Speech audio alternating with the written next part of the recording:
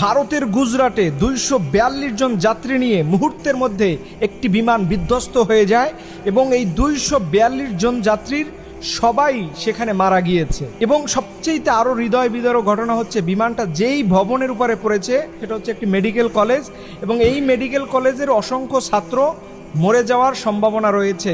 আমরা আমাদের মহান আল্লাহর কাছে দোয়া করি, হে রব, আপনি আপনার গায়েবী মদত দ্বারা এই বিমান দুর্ঘটনায় যে মানুষগুলো মারা গিয়েছে এর প্রত্যেকটা ফ্যামিলিকে আল্লাহ আপনি ধৈর্য ধারণ করার তৌফিক দান করুন। দেখেন, এই আলোচনাটা করার পিছনে আপনাদের জন্য দুইটা গুরুত্বপূর্ণ শিক্ষা নিয়ে এসেছি। এক নাম্বার শিক্ষা হলো, ইসলামে বলা হয়েছে আপনি বিমানে উঠবেন, গাড়িতে উঠবেন, লঞ্চে উঠবেন, রকেটে উঠবেন, যে কোনো যানবাহনে উঠেন, আপনি তখন এই দোয়াটা পড়বেন, সুবহানাল্লাযী সাখখারা লানা হাযা ওয়া মা কুন্না লাহু মুকরিনিন ওয়া ইন্না ইলা রাব্বিনা লামুনকালিবুন। তোমরা যেই কোনো আরোহণে উঠবা তখন এই দোয়াটা পড়ে নিবা।